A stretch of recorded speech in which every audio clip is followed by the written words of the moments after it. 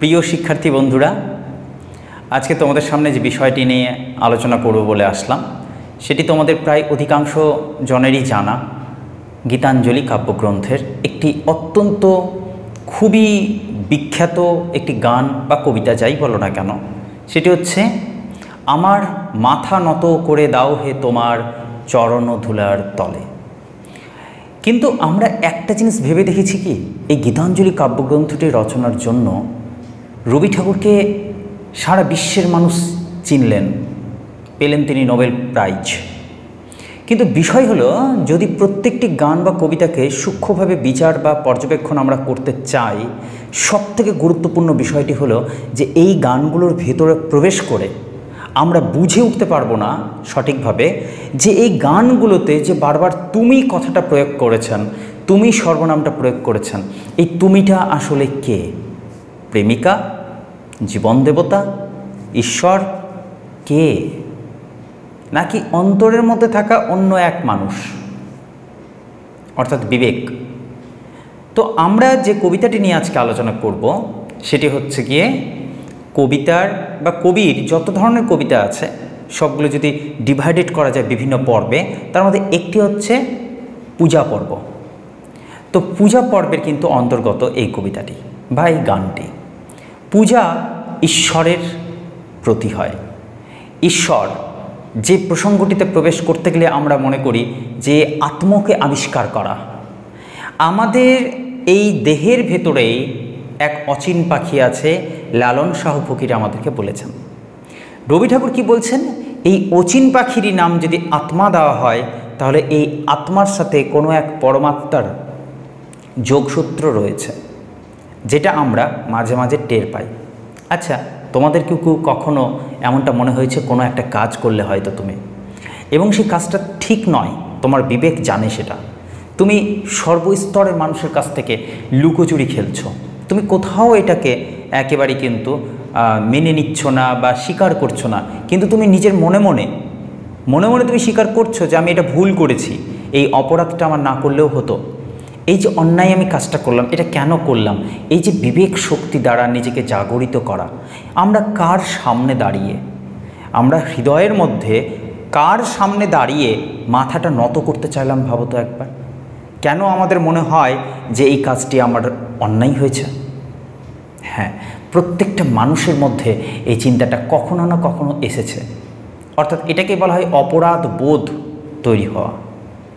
নিজের কর্ম কৌশলের প্রতি মানুষ যখন বিবেক শক্তি দিয়ে বিচার এবং বিশ্লেষণ করে, তখন একটা প্রসঙ্গ উঠে আসে যে আমি কে এবং আমি যা করছি তা বাস্তবে কি আমি ভেবে চিন্তা করছি? যদি করে নিচ্ছি, তাহলে ভেতর থেকে একটা আওয়াজ আসছে যে এটা ঠিক নয় বা এটা ভুল। কেন? কে সেই উত্তরটা দিচ্ছে? আমরা সাধারণত আরেকটা বিষয় বলি, যখন কাজ করি, ধরো কাউকে দান করলাম, কাউকে ভিক্ষে দিলাম, কারো কোনো সহযোগিতা করলাম, সঙ্গে সঙ্গে আমরা বুক ফুলিয়ে বলি আমি তোমাকে সাহায্য করেছি। সারা সময় সারা জীবন তাকে এটা মনে করিয়ে দিই যে তুমি আমার কাছ থেকে সাহায্য নিয়েছিলে, আমি তোমাকে দান করেছিলাম, আমি দানী বীর। কিন্তু কখনো সূক্ষ্মভাবে ভেবে দেখেছ এই আমিটাকে? রবীন্দ্রনাথ ঠাকুরের কবিতাগুলো বিশ্লেষণ করতে গিয়ে এই জায়গাতে এসে একটা খুব গুরুত্বপূর্ণ প্রশ্ন থেকে যায়, এবং অনেকবার কিন্তু বিভিন্ন পরীক্ষার প্রশ্নেও এসেছে। বড় আমি আর ছোট আমি, যে চিন্তা তোমাকে বলে मैं, অর্থাৎ আমি, দেখবা তাকে কিন্তু সবসময় তোমাকে বিসর্জন দিতে বলছে সবাই। সমাজ সংস্কারকরা বলেছেন যে এই আমি তোমাকে ক্ষুদ্র হতে শেখায়, সবার থেকে বিচ্ছিন্ন হতে শেখায়, সেই আমি হচ্ছে ক্ষুদ্র আমি, তাকে বলি দিতে হয়। একটা মজার কথা বলি, ঠাকুর প্রতিমা পুজোর সময় কি হয়? পাঠা বা ছাগল বলি দিতে হয়, তাই না? আচ্ছা, ছাগল কি বলে ডাকে বলো তো? ম্যা। এবার এই প্রসঙ্গটাকে ঘোরাও নিজের দিকে।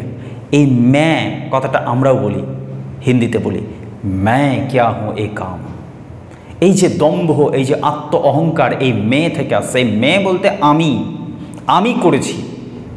কিন্তু শ্রীকৃষ্ণ অর্জুনকে যখন ওই গীতার শ্লোকগুলো বলছিলেন বা তাকে জ্ঞান দিচ্ছিলেন কুরুক্ষেত্রের মহাযুদ্ধের মধ্যে দাঁড়িয়ে, সেই সময় তিনি বলেছেন, এই জগতে যা কিছু তুমি করছো নিঃসন্দেহে নিশ্চিন্তে করে যাও, তুমি তোমার কর্মটি করো। কারণ তুমি যাই করো না কেন, তুমি যত পরিকল্পনাই করো না কেন, শেষমেশ সেটাই হবে যেটা আমি চাইব। অর্থাৎ তুমি যা করছো তা আমার ইচ্ছাতেই করছো। অর্থাৎ যা আমরা করি তা মূলত কেউ না কেউ আমাদেরকে করিয়ে দিচ্ছে বলে আমাদের মনে হয়। রবীন্দ্রনাথ ঠাকুর এখানে একদম দ্বিমত পোষণ করেননি, তিনি একদম সহমত পোষণ করেছেন। তিনি বলেছেন যে হ্যাঁ, আমাদের বাইরেও আরও এক আমি আছে, যে আমি আমার এই ক্ষুদ্র আমিকে বারবার শাসন করে এবং বলে এটা ঠিক করনি তুমি। সত্যি কথা তো এটাই যে আমরা প্রত্যেকটা দিন নিজের বিবেকের কাছে নিজের কৃতকর্মের জন্য লজ্জিত হয়, অপমানিত হয়। কেন মানুষ এত ডিপ্রেশনে যায় বলতে পারো? ডিপ্রেশন যে মানসিক চিন্তায় ভীষণভাবে সে মগ্ন হয়ে গেছে, কেন হয়? নিজেরই প্রতি কোনো এক আত্মগ্লানিতে সে দগ্ধ হতে থাকে। তার বারবার মনে হয় এটা কেন করলাম, এমনটা কেন করলাম, আমার সাথে কেন হলো, ইত্যাদি ইত্যাদি ইত্যাদি। যখন তুমি ভালো কোনো কর্ম করবা, ভেতর থেকে একটা আওয়াজ আসে, যেন ভেতর থেকে, অন্তর্জগৎ থেকে একটা উত্তর আসে, আনন্দময়। কিন্তু এমন কোনো তুমি কাজ করেছো যেটার কারণে তোমার বিবেক তোমাকে বলছে এটা ঠিক করোনি, এটা ভুল। তুমি বুঝবা তোমার বিবেক নামক যে আমি, সে বৃহত্তর আমি, সে তোমাকে বড় হতে শেখায়, সে তোমাকে মুক্ত হতে শেখায়, কোনো জায়গায় গণ্ডিবদ্ধ হতে শেখায় না। তো একটা ছোট আমি আছে আমার মধ্যে, একটা বড় আমি আছে। ছোট আমি সবার থেকে বিচ্ছেদ করে দেয়, ছোট আমি আমাদেরকে দুঃখের মধ্যে পতিত করে দেয়, বড় আমি আমাদেরকে মুক্ত হতে শেখায়, আমাদেরকে মহৎ হতে শেখায়। তাই একটা কথা আছে, খুব সুন্দর কথা আছে মহাভারতে, যে শ্রেষ্ঠ হতে শেখো না, উত্তম হতে শেখো। কর্ণ শ্রেষ্ঠ ছিল, কিন্তু অর্জুন শ্রেষ্ঠ হওয়ার পাশাপাশি উত্তম ছিল, তাই তার প্রতি ছিল ধর্ম, অর্থাৎ শ্রীকৃষ্ণ। ঠিক আমাদের জীবন দেবতাও আমাদের সাথে সাথে থাকে প্রতি মুহূর্তে।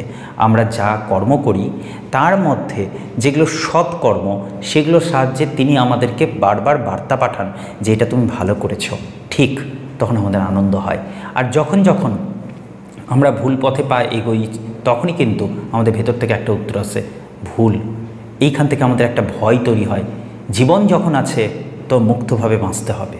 কিন্তু মুক্ত হতে বাঁচতে গিয়ে সবসময় একটা জিনিস ভাববে, তোমার দ্বারা এই সমাজের প্রতিটি মানুষের, এই সমাজের সাথে যুক্ত প্রত্যেকটা কিছুর, প্রাণের বা প্রাণীর, তোমার কারণে কোনো কারো ভালো না হোক তবু চলবে, কিন্তু কখনো কারো যেন ক্ষতি না হয়, খারাপ যেন না হয়।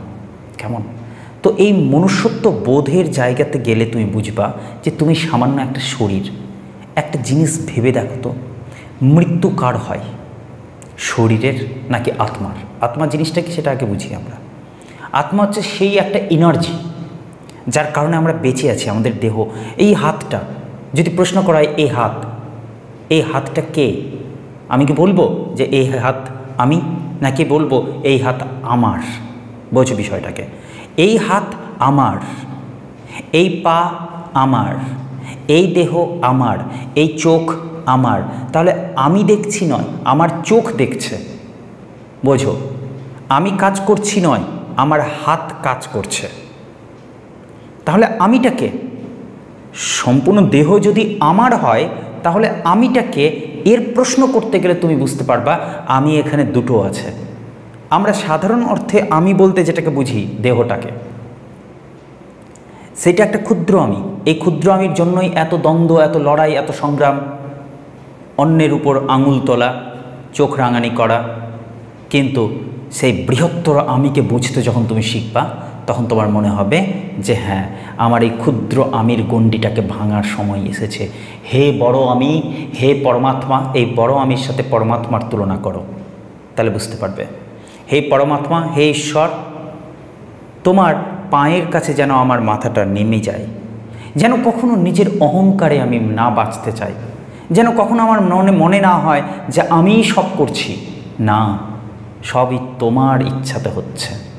ভালো করি, মন্দ করি, যা কিছু করি, তোমার চরণে যেন আমার ঠাঁই হয়।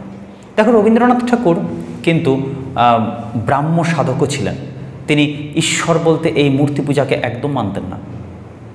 কিন্তু যখনই তিনি বলছেন যে আমার মাথা নত করে দাও, অর্থাৎ আমার মাথাটাকে নিচু করে দাও, মাথা নত করে দাও হে তোমার চরণ ধুলার তলে, অর্থাৎ তোমার চরণের কাছে, চরণ ধুলার কাছে আমার মাথাটা নিচু হয়ে যাক। চরণ তো কারো আকারের আছে, নিরাকারের তো চরণ হয় না। তার মানে তিনি কোথাও যেন এই মূর্তি ঈশ্বরকেও বিশ্বাস করতেন বলে আমরা জানতে পারলাম। এই কবিতার মধ্যে আত্মগ্লানিতে দগ্ধ হচ্ছেন কবি বারবার। দেখো কবি কী কী পেয়েছে জীবনে। যে সময় এই কবিতাটি রচনা করছেন সময়টা হচ্ছে ইংরেজির 1906 সাল, বাংলা বললে 1313 বঙ্গাব্দ। এই কবিতাতে আমরা দেখতে পাই কবির জীবনবোধের কথা। তখনই মনে হয় যেন এই কবিতা শুধুমাত্র কবি রবীন্দ্রনাথের নয়, কবিতা আমার, তোমার, আমাদের সবার। কেন বলছি? আমরা প্রত্যেকেই আমাদের কৃতকর্মের জন্য কখন দগ্ধ হই বলতো? যখন অনেকটা পথ আমরা পার করে চলে আসি, তখন আমরা জীবনের যোগ বিয়োগের হিসাব মেলাতে চাই। তখন আমরা দেখি একটা বিষয় যে আমরা কি পেলাম আর কি হারালাম। আশ্চর্য এই খেলা, ঈশ্বরের লীলা খেলা, ঈশ্বরই বোঝেন। অর্থাৎ সময়ই আমাদেরকে শিখিয়ে দিচ্ছে কিভাবে চলতে হবে, কোথায় কত দূর যেতে হবে, কোথা থেকে আমাদের যাত্রাটা শুরু হয়েছিল, কত দূর আমি এসেছি এবং ঠিক যতটা এসেছি ততটা আসা প্রয়োজন ছিল কি না, অথবা পিছনে ঘুরে দেখতে হবে আমাদের আশা কতটা আর বাকি আছে। গন্তব্যটা আমাদের কোথায় আমরা জানি না। রবীন্দ্রনাথ ঠাকুর বলছেন যখন এই কবিতাটি, ততক্ষণে তার জীবন থেকে বিয়োগ হয়েছে অনেক, অর্থাৎ বাদ হয়ে গেছে অনেক। কে কে? তার অত্যন্ত প্রিয় কাছের মানুষ, তার বৌঠান কাদম্বরী দেবীর মৃত্যু হয়েছে। পরবর্তীতে মৃত্যু হয়েছে তার অত্যন্ত প্রিয় স্ত্রী মৃণালিনী দেবীর মৃত্যু হয়েছে তার ছেলে, তার মেয়ে মারা গেছে।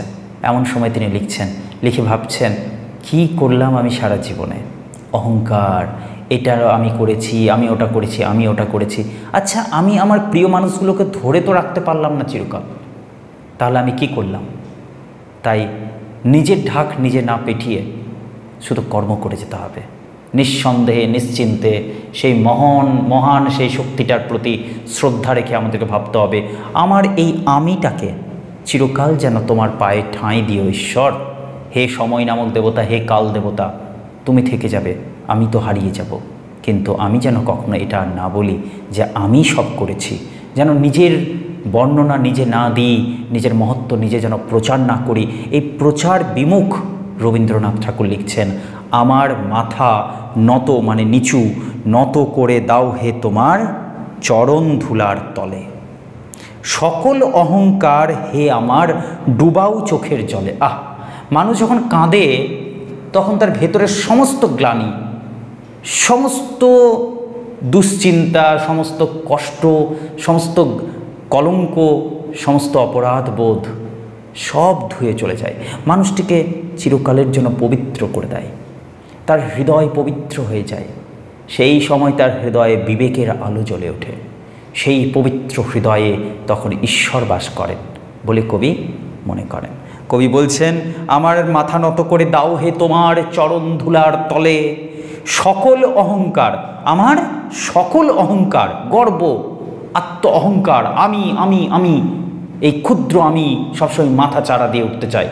বৃহৎ আমি ভাবে কেন তুমি এমনি করছো, সবার উপরে তো আমি আছি, তবু তো আমি নিজেকে কখনো প্রচার করি না, তুমি কেন এত প্রচার করছো নিজেকে। সকল অহংকার হে আমার ডুবাও চোখের জলে, আমার চোখের জলের মধ্যে সব ডুবিয়ে দাও, সমস্ত গ্লানি কেটে যাক আমার হৃদয়ের মধ্যে যে পাথর চাপা আছে সব নেমে যাক। নিজেরে করিতে গৌরব দান, মানে নিজেকে নিজে প্রশংসা করার জন্য, গৌরব দান করার জন্য। খেয়াল করবা যারা শিক্ষার্থী বন্ধুরা, তোমরা দেখবা তোমাদের আশপাশে এই ধরনের অনেক মানুষকে তোমরা পাবা, যে যেমন কাজের সাথে যুক্ত হচ্ছে সেই কাজের মধ্যে গিয়ে দেখবা কোথাও না কোথাও এই ধরনের কিছু মানুষকে পাবা যারা নিজেদের মহত্ব নিজেরাই বর্ণনা করতে থাকে, লাগাতার করতে থাকে। রবীন্দ্রনাথ ঠাকুরকে তারা ভালো করে বোঝে, ভীষণ বোঝে, কিন্তু তারপরেও আশ্চর্যের বিষয় হলো রবীন্দ্রনাথের কবিতাকে বা লেখাকে তারা আক্ষরিকভাবেই কেবল গ্রহণ করেছে, তার অন্তর্বস্তুতে পৌঁছাতে পারেননি। যদি পৌঁছাতেন তাহলে বুঝতে পারতেন রবীন্দ্রনাথ ঠাকুর কত মহৎ স্তর মানুষ ছিলেন এবং আমাদের মানব জাতির শিক্ষক তিনি। তিনি আমাদেরকে যা শিখিয়েছেন, যা বলে গেছেন, তা আমাদের নিজেদের জীবনে প্রয়োগ করতে হবে, তবে তো রবীন্দ্রনাথকে চেনা যাবে। নাকি শুধুমাত্র রবীন্দ্রসঙ্গীত গাইলেই, রবীন্দ্র নৃত্য নাট্য, রবীন্দ্র প্রবন্ধ পড়লেই, রবীন্দ্র গান গাইলেই ব্যাস হয়ে গেল রবীন্দ্রনাথকে চেনা? না, রবীন্দ্রনাথ মহৎ এক ঋষি পুরুষ ছিলেন। তাকে বুঝতে হবে, তাকে বুঝতে হবে এবং নিজের জীবনে প্রয়োগ করতে হবে। জীবন হয়ে উঠুক রবীন্দ্রময়। আমরা এমন একজন একেবারে স্বর্ণের আকরকে আমরা পেয়েছিলাম। আশ্চর্য, তার একেবারে সঠিক তাৎপর্য বিশ্লেষণ আমরা আজও করতে পারলাম না। তিনি কি বলছেন, কত গুরুত্বপূর্ণ কথা দেখো। বলছে, নিজেরে করিতে গৌরব দান, নিজেই নিজেকে গৌরব দান করব, নিজেই নিজের প্রশংসা চারদিকে ছড়িয়ে বেড়াবো। আর এর ফলে এতদিনে রবীন্দ্রনাথ ঠাকুর বুঝতে পেরেছেন যে নিজেরে করিতে গৌরব দান, নিজেরে কেবলই করি অপমান। নিজেই নিজেকে অপমানিত করছি। কেন আমি বলবো আমি করেছি, আমার যা কর্তব্য ছিল তা আমি করেছি, করে দিয়ে আমি সরে যাব।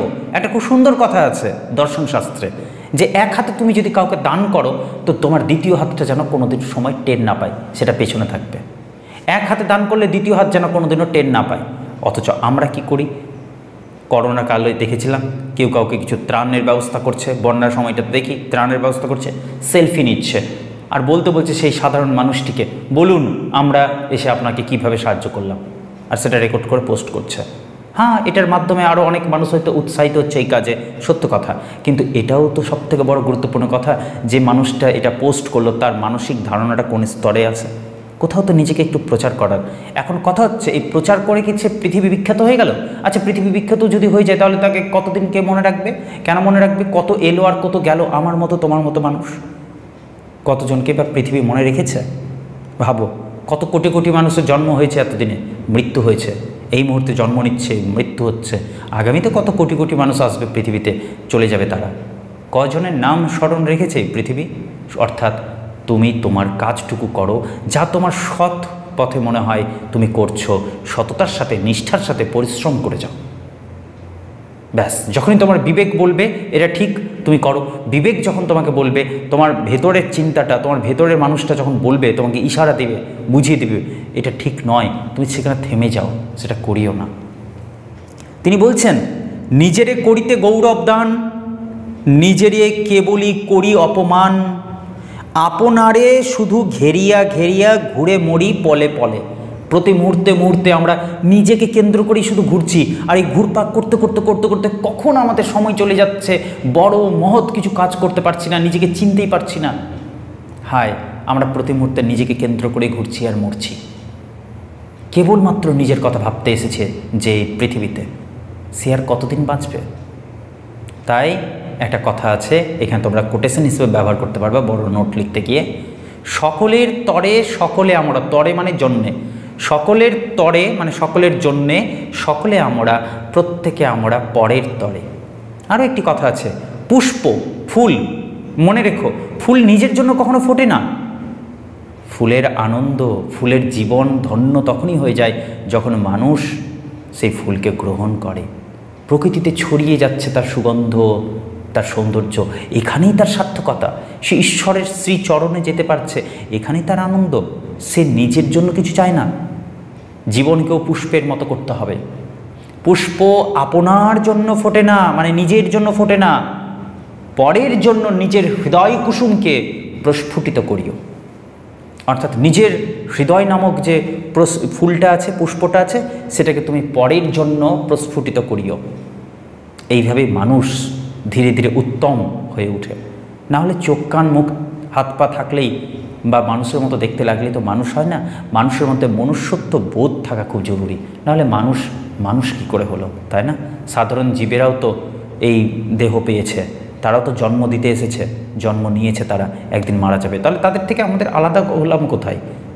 পশুর মধ্যে যেমন পশুত্ব একটি ধর্ম বা গুণ, তেমনি মানুষের মধ্যে আছে মনুষ্যত্ব। সেটাকে বাঁচিয়ে রাখতে হবে আমাদেরকে, এবং সেটার মাধ্যমে নিজের বিবেক শক্তিকে খুঁজে নিতে পারবো আমরা। তাই তো কবি বলছেন পরের স্তবকে, সকল অহংকার হে আমার ডুবাও চোখের জলে। পুনরায় তিনি বলছেন, আমার সকল অহংকার তুমি জলের মধ্যে ডুবিয়ে দাও। কোন জল? চোখের জল। কান্নার মধ্যে দিয়ে সব ভেসে যাক। আমারে না যেন করি প্রচার। কি চমৎকার কথা! হে ঈশ্বর, তুমি আমাকে বিপদে রক্ষা করিও না, শুধু বিপদকে দেখে ভয় যেন না পাই সেই আশীর্বাদটুকু করিও। ঠিক তেমনই কোথাও যেন বলছে যে আমি যেন আমাকে কখনো প্রচার কার্যে না লাগিয়ে ফেলি, কারণ জীবনকে শুধু প্রচার করব প্রচার করব প্রচার করব নিজেকে, শেষমেশ আমি বুঝবো যে আমাকে প্রচার করাটা শেষই হলো না কখনো। তাই বলছে আমারে না যেন করি প্রচার আমার আপন কাজে, আমি নিজের কাজের জন্যই নিজেকে প্রচার যেন কখনো না করি। ঈশ্বর, তোমারই ইচ্ছা করো হে পূর্ণ, মানে তোমার যা ইচ্ছা আছে আমাকে দিয়ে করিয়ে নেওয়ার। হে ঈশ্বর, হে পরম শক্তি, হে পরমাত্মা, তুমি এই আমার ক্ষুদ্র আমিকে বড় করার সুযোগ দাও। তুমি আমার সাথে সম্মিলিত হয়ে নিজের ইচ্ছাটুকু, যে ইচ্ছা পূর্ণ করবা বলে আমাকে এই পৃথিবীতে পাঠিয়েছ, সেই ইচ্ছাটা পূর্ণ করে দাও। তুমি তোমার ইচ্ছাটাই পূর্ণ করো আমাকে দিয়ে। আমি যেন নিজে করেছি বলে কখনো আত্ম অহংকারে না ডুবে যাই, তাই চোখের জলে আমাকে ডুবিয়ে দাও, আমার সকল অহংকারকে ভাসিয়ে দাও। আমারে না যেন করি প্রচার আমার আপন কাজে, তোমারই ইচ্ছা করো হে পূর্ণ আমার জীবন মাঝে, আমার জীবন মাঝে থেকে তুমি তোমার ইচ্ছাগুলোকে পূর্ণ করে দাও। আমি যত কাজ করব তখনই যেন হাসি মুখে করতে পারি এবং বলতে পারি আমি করছি না, ঈশ্বর করাচ্ছে সব। অর্থাৎ ঈশ্বর, তুমি যেন আমারই মাঝখানে ঢুকে আমারই মধ্যে থেকে আমার এই ক্ষুদ্র আমিকে বৃহৎ আমিতে পরিণত করে দাও। তুমি আমার মধ্যে থেকে এই সমস্ত কাজ করো। আমার জীবনের মাঝে তোমাকে আসার স্বাগতম জানাচ্ছি। আমি পুনরায় তোমার কাছে ক্ষমা প্রার্থনা করছি যে এতদিন আমি নিজেকে শুধু প্রচার করার কাজে লেগেছিলাম, তাই জন্য তুমি আমার সাথে যুক্ত হতে চেয়েও হতে পারোনি। আজ পর্যন্ত আমি যা করেছি তোমার আশীর্বাদেই করেছি, অথচ তোমাকেই আমি সবসময় উপেক্ষা করেছি। তাই আজ চোখের জলে আমি সেই সমস্ত বেদনার কথাগুলোকে ভুলে যেতে চাই, আমি আমার অহংকারকে ভাসিয়ে দিতে চাই। যাচি, যাচি মানে যাচনা করি, যাচনা মানে প্রার্থনা করি। আমরা কারো কাছে প্রার্থনা করি না, তেমনই যে এটা দাও ওটা দাও, তোমার কাছেও আমি যাচি মানে যাচনা করছি। যাচি হে তোমার চরম শান্তি, মানে জীবনে এত যে আমরা ছুটে বেড়াচ্ছি কিসের জন্য, শেষ কোথায় এর? এই ছুটে যাওয়ার, এই চাওয়া পাওয়ার শেষ কোথায় আছে? শান্তি। শান্তি কোথায়? শান্তি আছে বাহিরে? কোথায় পিসফুল লাইফ আছে? বাহিরে না। তুমি সমুদ্রে যাও, তুমি অরণ্যে যাও, তুমি পাহাড়ে পর্বতে ঘুরতে যাও, তুমি প্রিয় মানুষটির সাথে থাকো, তোমার মনে হতে পারে যে আমি শান্তিময় জায়গায় আছি। ভুল। হতে পারে তুমি সেই জায়গাতে গিয়েও তুমি তোমার বাড়ির কথা ভাবছো, হতে পারে তুমি তোমার কাজ নিয়ে দুশ্চিন্তায় আছো, হতে পারে তুমি তোমার অফিসের বসকে নিয়ে কোনো চিন্তায় আছো, দুশ্চিন্তায় আছো, তুমি তোমার কর্মসূত্রে কোনো সমস্যায় পড়ে আছো, সেটা তোমার মাথায় ঘুরছে, তোমার মনের মধ্যে সেই চাপা পড়ে আছে। নিজেকে মুক্ত করতে হবে কাজের মধ্যে, কাজের মধ্যে নিজেকে আনন্দ খোঁজো, সেখানেই স্বর্গ মর্ত পাতাল সব আছে, তোমার কাজের মধ্যে আছে, তোমার জীবনের মাঝেই আছে সব। কবি বলছেন আমি তোমার কাছে হে ঈশ্বর কেবল শান্তিটুকু চাই, আর কিচ্ছু চাই না। যাচি হে তোমার চরম শান্তি, তোমার কাছ থেকে আমি শুধুমাত্র শান্তিটুকু চাই ঈশ্বর। পরাণে তোমার পরম কান্তি, আর আমার প্রাণে তোমার পরম কান্তি। কান্তি মানে সৌন্দর্য। হে ঈশ্বর, আমি চাই তোমার কাছ থেকে চরম শান্তি, এইটুকু দিও, আর আমি আমার প্রাণের মধ্যে তোমার দেওয়া সৌন্দর্য নিয়ে যেন বাঁচি, এই আশীর্বাদ করো। তাই তো বলছেন যাচি হে তোমার চরম শান্তি, পরাণে তোমার পরম কান্তি। হে পরমেশ্বর, আমাকে তুমি শান্তি দান করো, আমাকে তুমি সৌন্দর্য দান করো। আমার জীবনকে যেন বিকশিত করতে গিয়ে কখনো আমার এটা না মনে হয় যে আমি বড়, আমার উপরে কেউ নেই। আমি যেন মনে করি যে আমার মধ্যে দিয়ে ঈশ্বর সব করিয়ে দিচ্ছেন। আরও এক মানুষ আছে আমার ভেতরে যে সব সময়ই আমাকে নির্দেশ দিচ্ছে, আমাকে দিয়ে কাজ করিয়ে নিচ্ছে, আমারে আড়াল করিয়া। আর যখন এই কাজগুলো করবা আমার মধ্যে থেকে, হে ঈশ্বর দয়া করে আমাকে আড়াল করে দিও, আমাকে আড়ালে রাখিও। আমার যেন কখনো এইরকম খারাপ মতলব না আসে মনের মধ্যে, হৃদয়ের মধ্যে, যে আমি সব কিছু করছি। এই আমি জিনিসটাকে আমি হত্যা করতে চাই। আমি তোমার আশীর্বাদ চাই, তোমার কাছ থেকে শান্তি, এবং তোমার কাছ থেকে সৌন্দর্য অর্থাৎ কান্তি পেলেই আমি আমার জীবনকে নতুন করে গঠন করতে পারবো। আমি চোখের জলে ভাসিয়ে দিব এতদিনকার সমস্ত অহংকার আমার, গর্ব আমার। আমি আমারকে নিয়ে আর কখনো প্রচার করতে চাই না। যা করেছি সেই অপরাধ বোধে আমি আজ দগ্ধ হচ্ছি। তারপর কি বলছেন? আমারে আড়াল করিয়া দাঁড়াও হৃদয় পদ্ম দলে। হৃদয় মানে আমরা বুঝলাম, হৃদয় মানে মন, পদ্ম মানে পদ্ম ফুল, দল মানে হচ্ছে পাপড়ি। আমার হৃদয়টা পদ্ম ফুলের মতো। হে ঈশ্বর, তুমি আমাকে শান্তি দাও, সৌন্দর্য দাও, আর তুমি স্বয়ং আমাকে আড়াল করে দিয়ে আমার হৃদয়ের মধ্যে এসে তুমি তোমার সুন্দর দুটি চরণখানি রেখো। আমার হৃদয় পদ্ম দলে তোমাকে স্বাগতম, তুমি সেখানে দাঁড়াও এসে আমার জীবন মাঝে তুমি খেলা করো। হে পরমময় দেবতা, আমার সকল অহংকার হে আমার ডুবাও চোখের জলে। আমি যা কিছু অহংকার করেছি সব কিছু শেষ হয়ে যাক, আমার চোখের জলে আমি নিজেকে পবিত্র করে নিতে চাই। আর পবিত্র হওয়ার পর আমার হৃদয়ে কেবল তোমার জন্য আসন পাতা থাকবে। ঈশ্বর, তুমি আসিও, আমার আত্মার সাথে তুমি যুক্ত হও, আত্মার সাথে পরমাত্মা যুক্ত হোক, পরম আনন্দময় হয়ে উঠুক জীবন। কেন বলা হয়েছে চিত্তানন্দ, চিত্তের আনন্দ। আবার বলা হচ্ছে সচ্চিদানন্দ। তোমরা এই শব্দগুলো পাবে, চর্যাপদে পাবে, আরও পরবর্তী বৈষ্ণব পদাবলিতে পাবে। কৃষ্ণকে পাওয়ার জন্য রাধিকা রানী কী করছিলেন ভাবো একবার। সেই কৃষ্ণের বাঁশুরি শুনে ছুটে যাচ্ছিলেন। আমরা সবাই রাধা, আমরা সবাই কৃষ্ণের দিকে ছুটে যাচ্ছি। কৃষ্ণ তো সময়, কৃষ্ণ তো অনন্ত।